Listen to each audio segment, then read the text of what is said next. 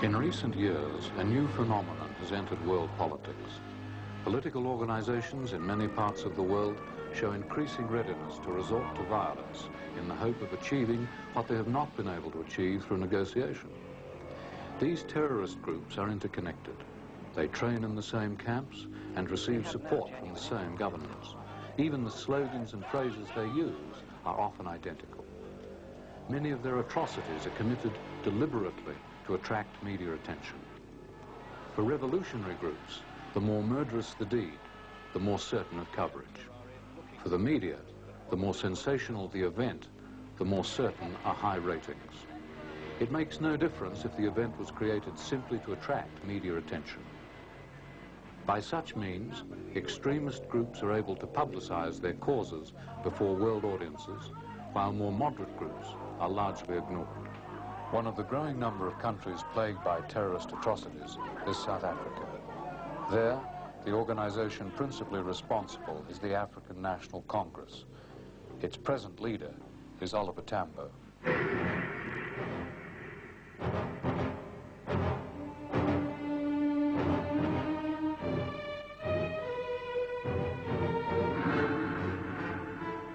The moderate blacks were not selling the papers. We were presenting a non-violent strategy, a strategy that did not say burn, baby, burn, a strategy that said people must come together and sit around a negotiating table. And this is not sensational stuff. It doesn't sell the papers. It's a tragedy that most Americans only see or read about the dead and injured in South Africa, from terrorism, violence, and repression.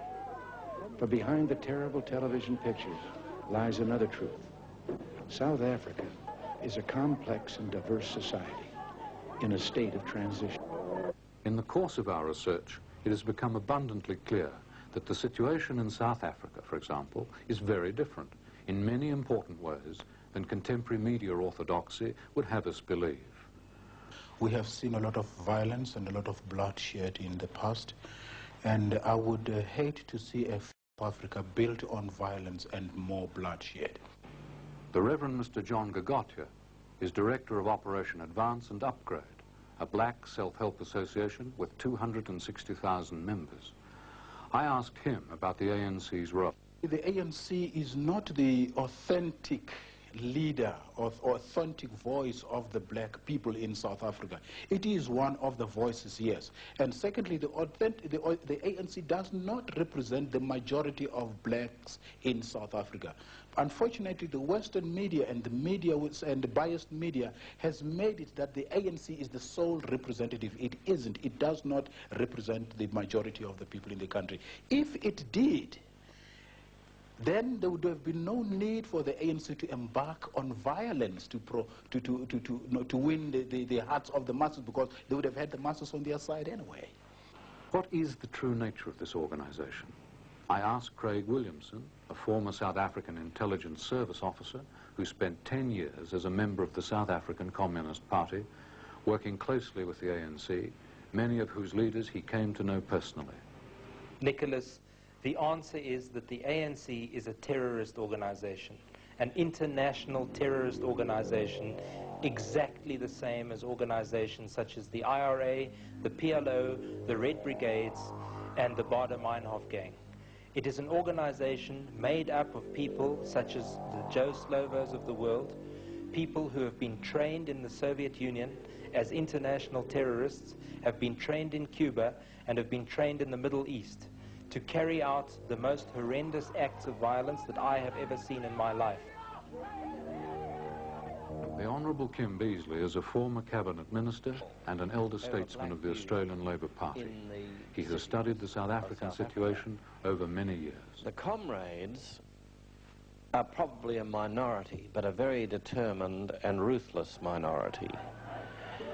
And they have decided by terrorism to impose their will on the black community. And in fact, they have done so.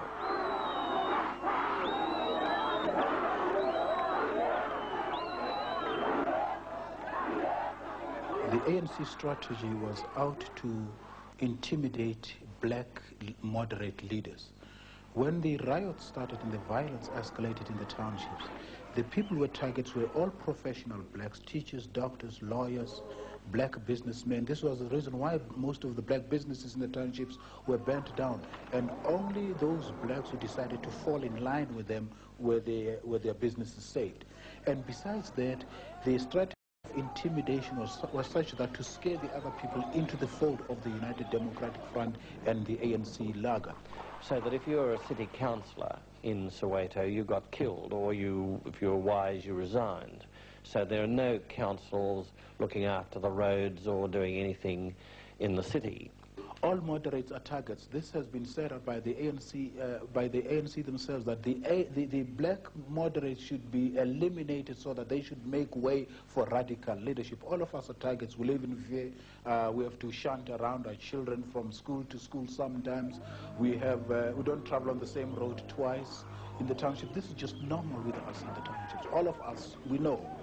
It just may happen anytime. Now, they are the ones who have invented the terror method of necklacing. In this barbaric way of reprisal, a tire is filled with kerosene or gasoline, placed around the neck of an alleged collaborator, and ignited. The victim may be a black policeman, a teacher, a soldier, a civil servant. It makes no difference.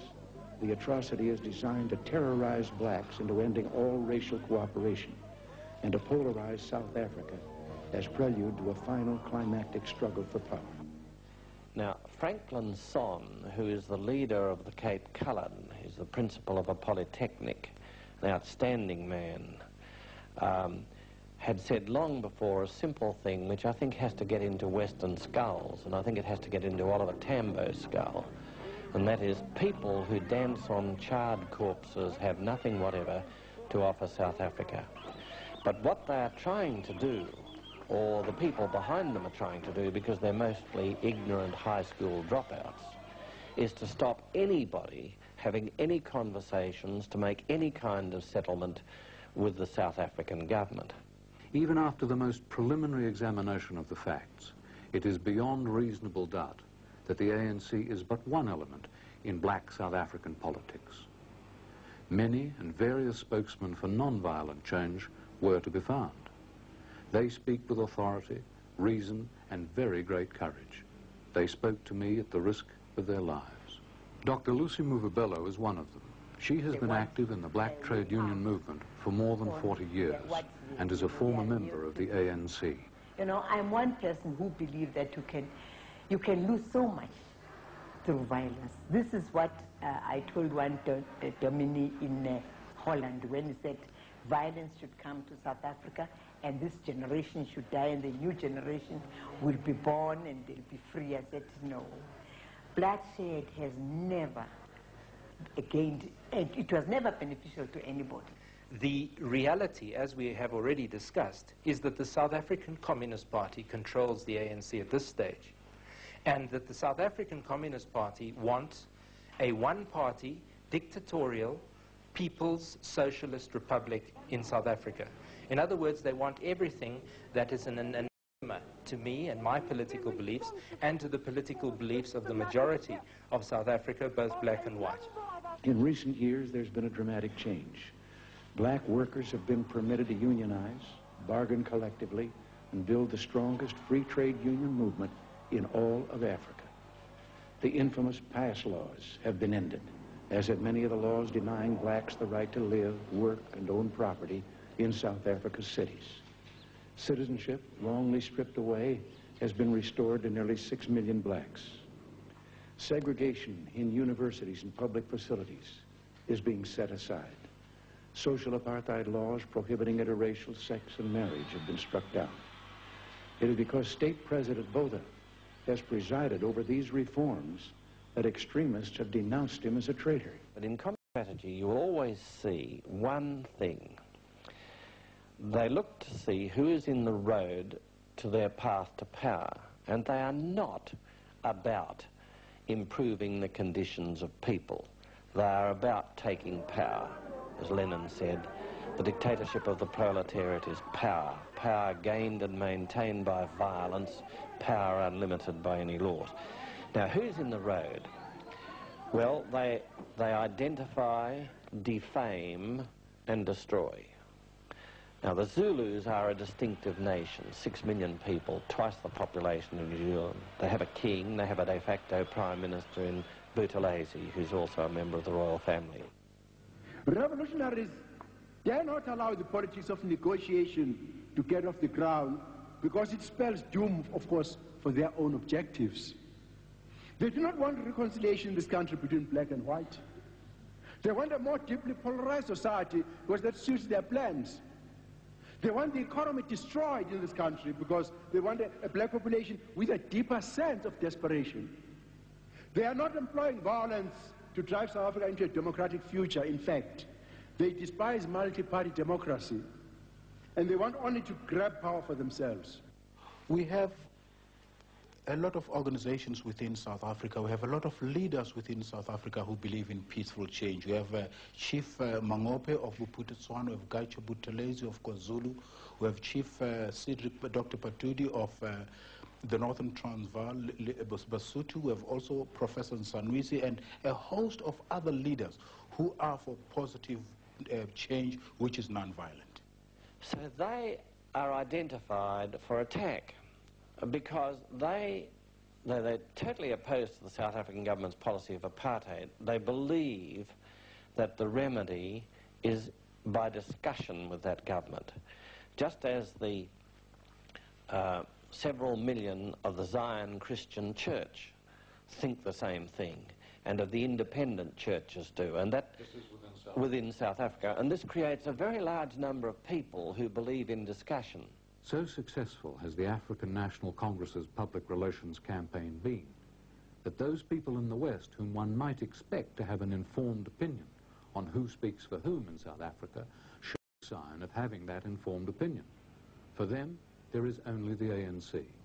I can't for the life of me understand how Malcolm Fraser could make the statement that Buthelezi had no influence.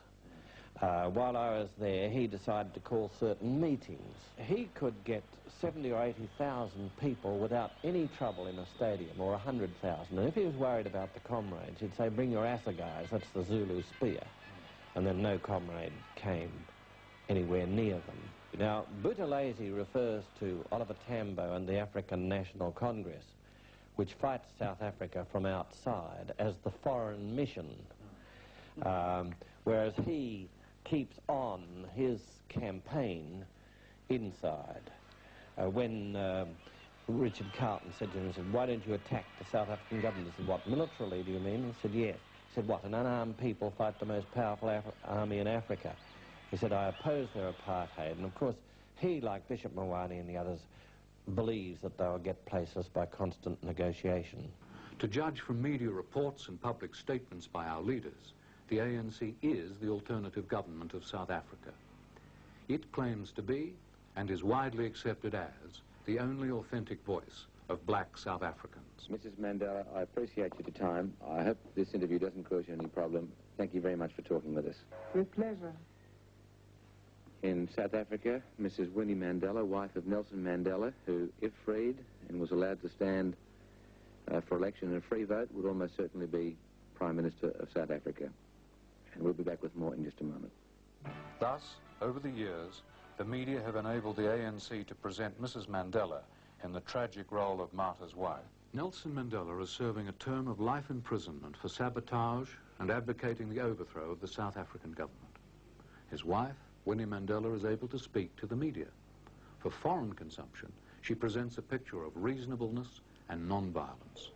I have never personally believed in any violence, and no sane person can believe in any violence. For home consumption, the picture is quite different. We have got in these hands our power, the people's power. We are not prepared for any so-called reforms to apartheid. The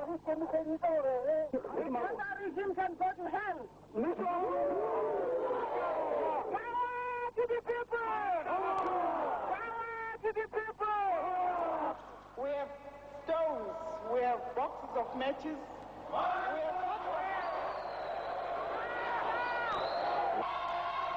With our necklaces, we shall liberate this country.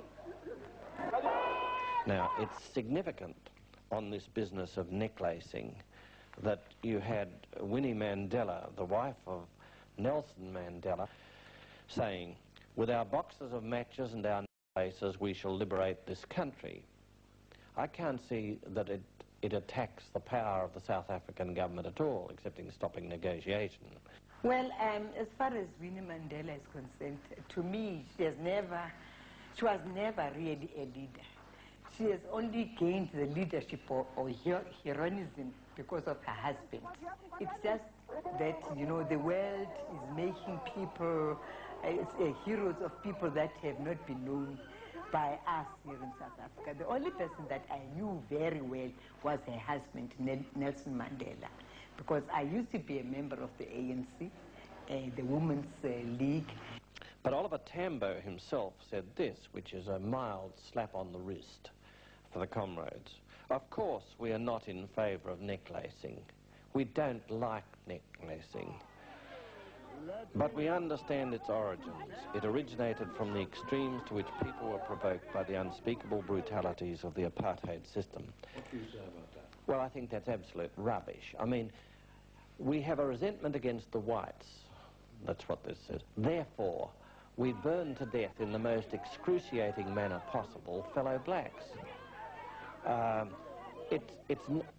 It's not really an attack on the comrades. He probably didn't dare do so.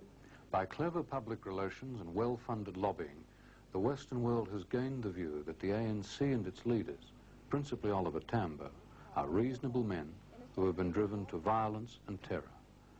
Similarly, much of the West has been persuaded that anyone who does not support the ANC is a collaborator and sympathizing with the South African government.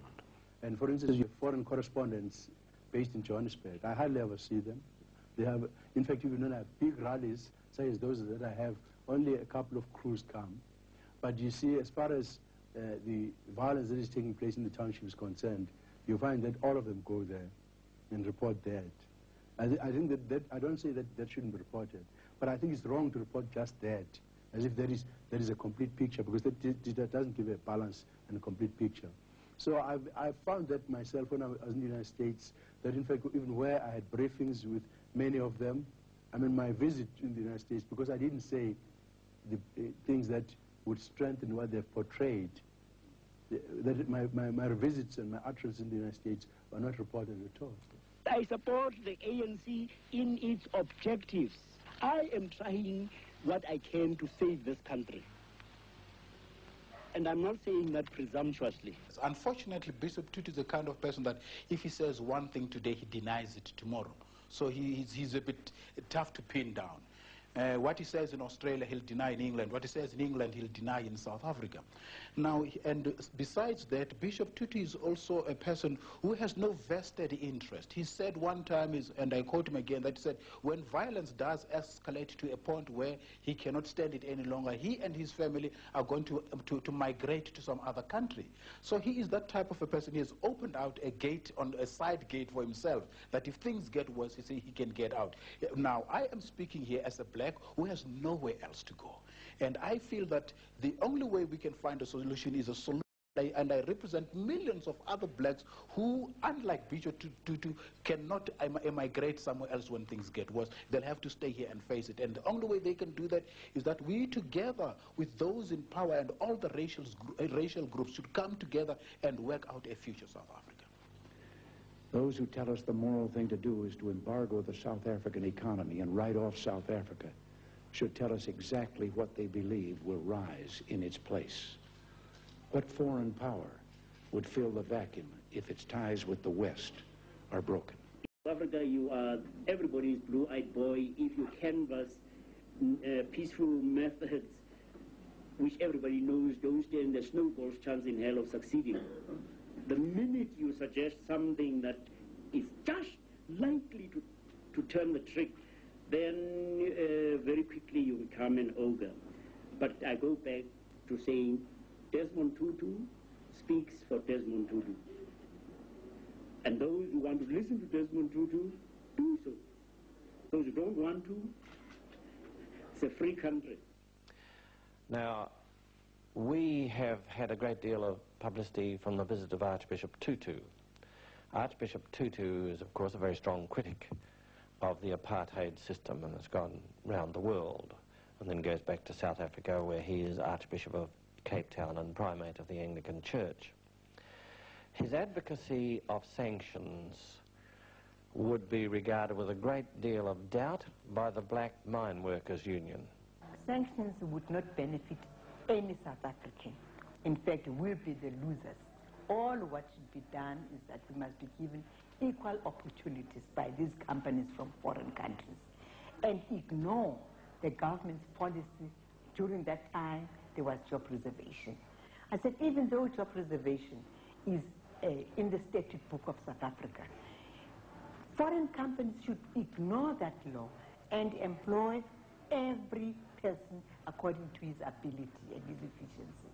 And this exactly happened after 1971 when I returned from America, and South Africa was flourishing. By 1980, 82, you know, the industries were really booming.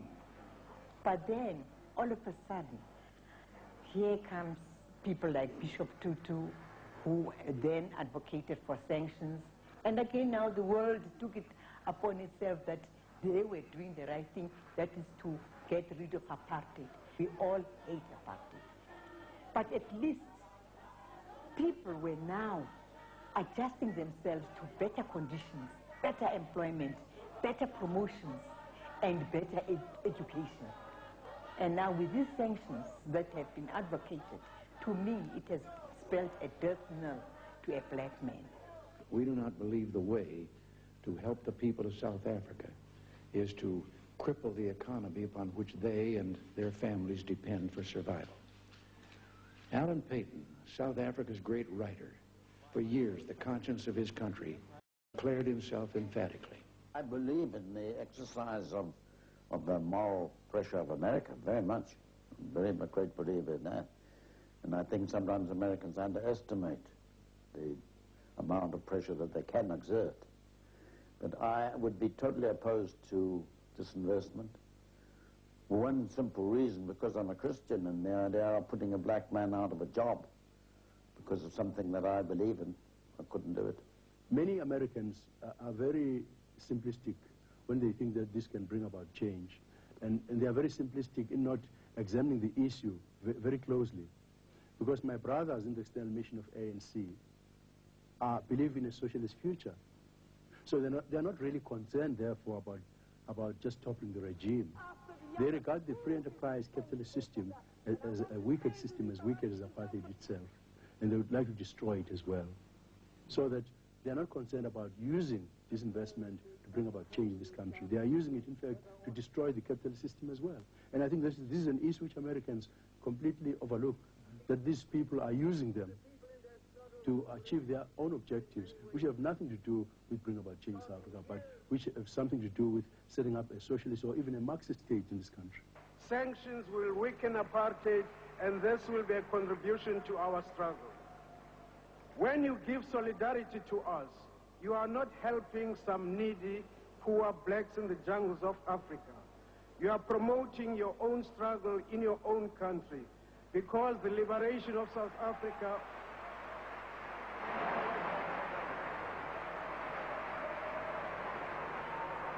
You are promoting your own struggle in your own country, because the liberation of South Africa will mean the weakening of international imperialism. In that tormented land, the window remains open for peaceful change. For how long, we know not. But we in the West, privileged and prosperous and free, must not be the ones to slam it shut. Now is a time for healing. The people of South Africa, of all races, deserve a chance to build a better future. And we must not deny or destroy that chance. After Mr. Reagan's speech refusing to impose sanctions upon South Africa, I heard Bishop Tutu, from his study in South Africa, say these words: the West as represented by President Reagan, can go to hell as far as I'm concerned. That is something Martin Luther King would never have said about the West or millions of people or anybody's president. His goal was not to put people in hell, it was to keep people out of hell. I think that the West might be as realistic as the so-called frontline states are. They are all supposed to be ardently for sanctions. They aren't. We are cutting out one South African Airways flight a week. The frontline states of South Africa, that's Zaire, Zambia, Zimbabwe, Malawi and so on, have 186 flights a week into South Africa. And they have their aircraft engines maintained by South African Airways. And they actually, Mozambique actually leases South African Airways planes. So you have this extraordinary contradiction. And overwhelmingly their trade goes through South Africa.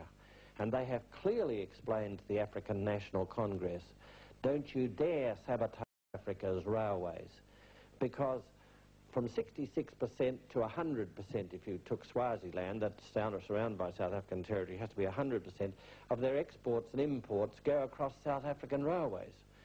And the British diplomat in Pretoria said to me the reason why Britain didn't favour sanctions was that they believed that ultimately it would be the ruin of the whole of Southern Africa. I believe that I have made 3 discoveries, simple but overwhelmingly strong, since coming to Africa. First, that whatever the ANC started out to be, it can no longer promise South Africans anything more than bloodshed and suffering of the vilest kind. Whatever its most well-meaning supporters may once have hoped for, or hope for still, should it succeed in its Marxist-Leninist revolutionary aims, all hope for a free, democratic and prosperous society will be over. South Africa will become one more squalid, bankrupt and ruthless tyranny of the kind that countenances no reform and no criticism. Africa already has an abundance of these. Second, that South Africa is a profoundly religious place. I am certain that the great majority of South Africans want reconciliation through peaceful change. They see this as fundamental to the beliefs they hold. Nowhere is this more movingly shown than among the greatly wronged black and coloured people themselves. It is equally clear to me that we in the West have hardly begun to inform ourselves about South Africa. We have refused to see that there are millions and millions of moderate black Africans with brave, clever and long-suffering leaders, not one of whom is properly listened to by most Western politicians and most Western media. And this is to our great shame. Finally, too many of our political and moral leaders have accepted uncritically the authority and agenda of extremists who have no proven mandate from the black people of South Africa. What I have learned has persuaded me that the imposition of trade sanctions will ultimately destroy the possibility of a politically and economically free South Africa. But far worse than that, we will have on our hands the malnutrition, illness, despair and death of what may become hundreds and thousands of children and their families. Can we find the courage to admit we have been wrong? They look to see who is in the road to their path to power, and they are not about improving the conditions of people. They are about taking power.